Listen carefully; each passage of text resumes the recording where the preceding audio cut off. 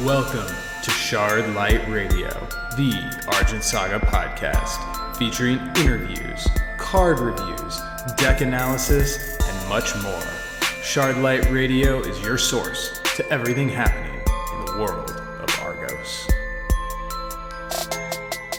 And we're back on Shardlight Radio. I'm your host, Mr. Ben, and on today's episode, I want to talk about draft. Now, this is a little bit of a melancholy show topic because we are not going to be drafting next week with the new Ascension cards, which is a bit of a bummer, but hey, people's lives are more important than card games. That being said, we did finally get the full draft rules released, and I want to go over that today on the show. I will include in the show notes a link to the Argent Saga website where draft is explained, and there's an infographic on this page that I believe has a typo in it. So I'll also link to the Facebook, which kind of supports my theory that there's a typo here. So to begin, you're going to get 5 packs of Ascension, 5 just booster packs. There's nothing unique about them. But then in addition to that, you're going to get an event pack. Now the typo that I think is on the website has a picture of the event pack and says 5 per player.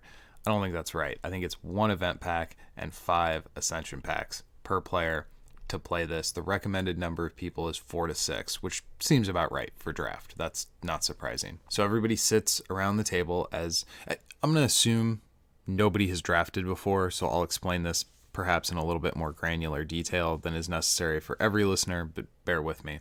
So for draft, all 4 people or 6 people will sit around a table in a sequence. Everybody picks up their first pack at the same time. They open it. They pick 1 card. Depending upon how the draft is run, you could put that card face down or face up. I tend to prefer a closed draft to an open draft, but that's just me. Then you pass that pack to the right. This repeats until the pack is empty. You open your next pack, take 1 card, pass it to the left. The 3rd pack goes to the right, the 4th pack to the left, and finally the 5th pack goes to the right. Once you have done that with all of your cards, you then build a 20 to 30 card deck out of that card pool. Now, in the event pack, you're going to be given 5 towers and the Great Magi Maze. Everybody's going to get those 6 cards, and then you're going to get 1 champion and 1 spirit from a pool of 3 of each. These champions and spirits are legal to play in regular game play, I guess, but I don't think you want to. These are almost like the perfect champions and spirits for this format, so it's not surprising that they're included. I'm going to start with the champions. Greatest Gardener Gregory. He has a solitary power, exhaust, sacrifice a unit, recover 1 of your shards. Now, in regular constructed, that card is so anemic and so do nothing that I don't think it would ever see play. Outside of maybe some kind of weird combo deck that can spawn tokens to get like infinite Shardlight, but that's really reaching. However, in a sealed format, the ability to maybe declare an attack and then trash that unit to get just 1 more thing on the board could be the difference between winning and losing. So that feels like the power level is pegged very well for a draft format. The Master of the Cerulean Tower. This champion has exhaust, pay 1, draw a card, and then put a card from your hand on the bottom of your deck. It does not give you the option to put it on the top or bottom. You get an extra card and then you ship a card to the bottom. So this is not increasing card advantage, which is huge in draft, but it is increasing card selection. So maybe you'll have an options advantage, but you're not going to have a raw resource advantage through use of this champion.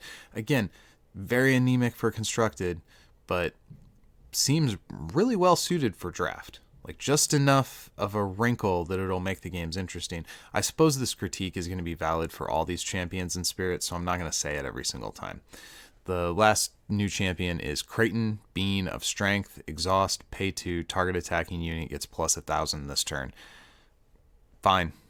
It seems a little expensive for a 1,000 power buff, but draft is a weird format. You're going to be putting units on the board that have weird stat lines and are suboptimal, and the ability to push just a little bit more damage, even in kind of an expensive way. I mean, that could potentially win you the game. All right, now let's tackle the 3 potential spirits. All of these champions and spirits are Argent. They're colorless, and they have no affinity numbers. So what it says in the rules is that you pick 2 colors. So you can play blue dark. You can't play everything, but you play 2 colors, and prior to the match you have to tell your opponent what 2 colors are in your deck. I guess, I mean, that is information that you get just by seeing somebody's champion and spirit. So the absence of that step would make draft kind of unique from the basic way that Argent Saga is played. Like, knowing what elements are in your opponent's deck is a pretty fundamental rule, but it just feels awkward. You know, you reveal your champion spirit and then say, water, air. I mean, I'm sure it'll work fine, but just there's something a little unjointed there. But I kind of get it, because if your draft pack contained an air spirit and you got crap for air cards in your draft, that would be super unlucky, but really frustrating. So I guess I'm glad that they made these spirits and champions colorless, and they have this extra kind of step to the draft rules. Anyway, on to the spirits themselves. Chawalo, the Spirit of Seeds. Exhaust, pay 1, look at the top card of your deck, put it on top of your deck. So look at it, doesn't matter if you like it or not, it goes right back on top of the deck. I don't know if that's worth 1 Shardlight. That feels bad. His Soul Burst allows you to recover 1 of your shards. Not the most impactful move in many places within the game, but in a draft format, getting just 1 extra Shardlight could let you put something on the board. It seems to be kind of a swingy format, at least in sealed. It felt pretty swingy, where it was even, and then once somebody got just a little bit ahead, snowballing became easier.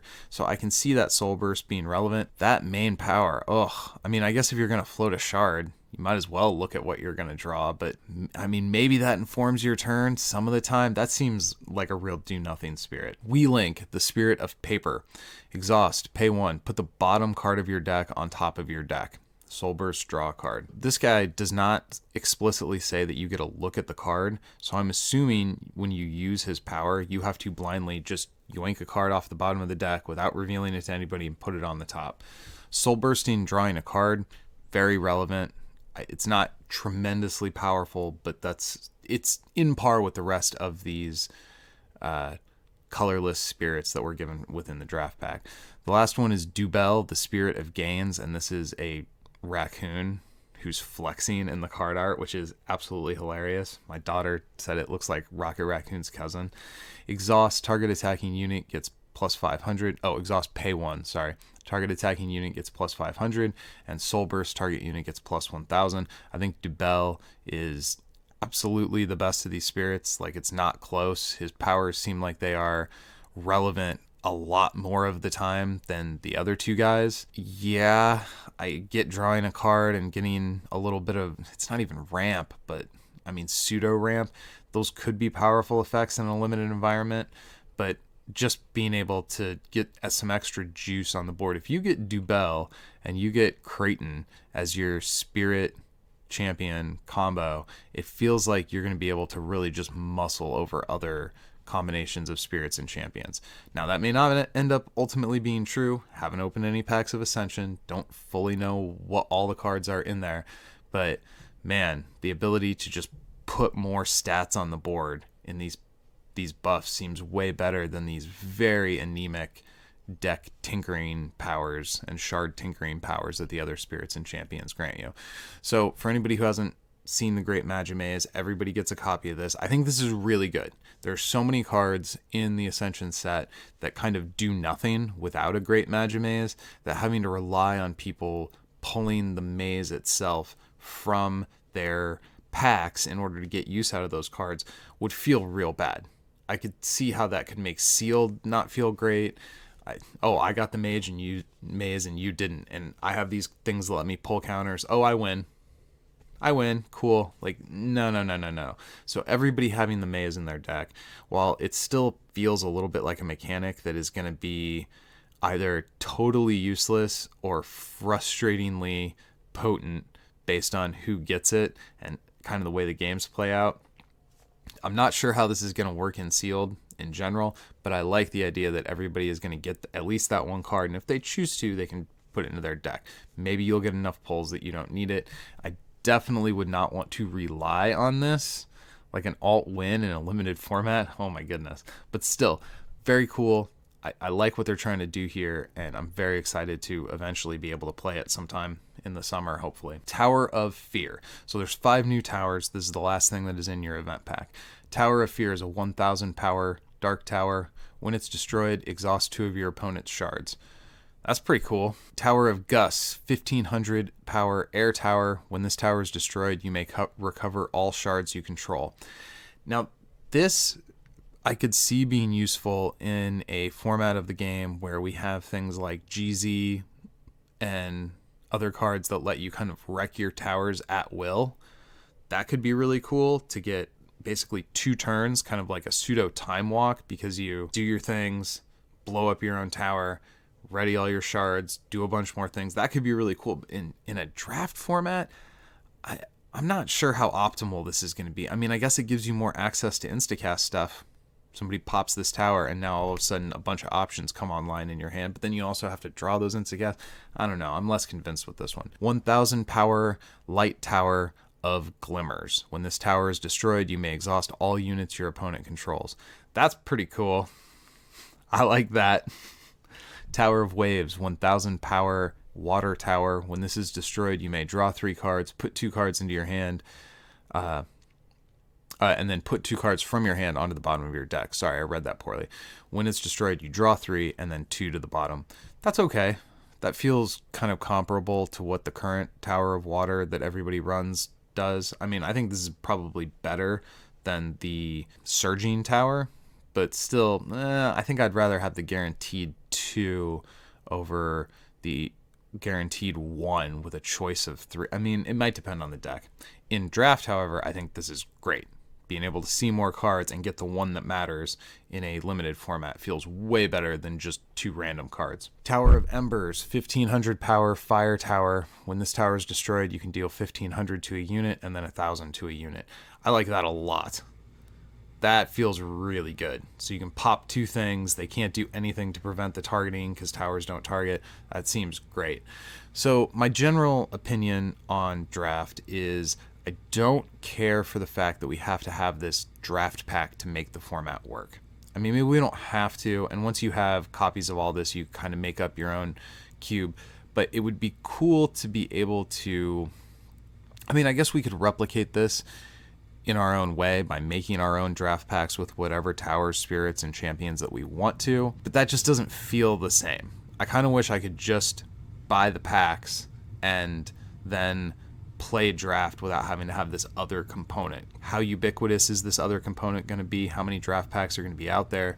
Is this something you are going to be able to just pick up at the store, or is it just for this event?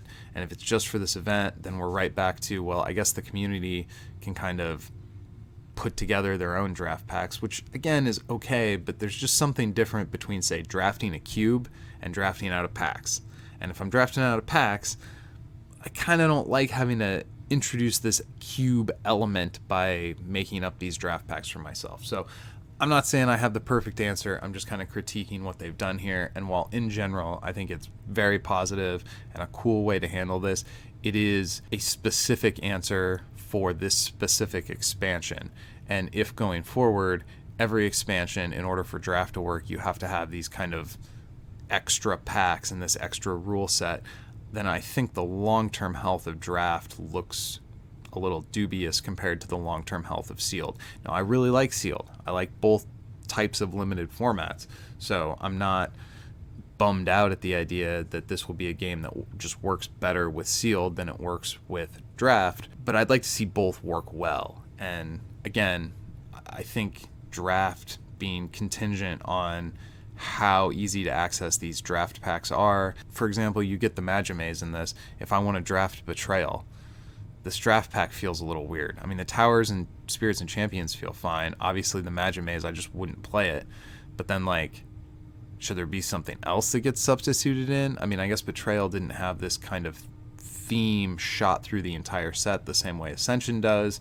So maybe with other sets going forward, there won't have to be this kind of promo card to activate mechanics on a huge percentage of the cards. It's just, I mean, they're figuring it out.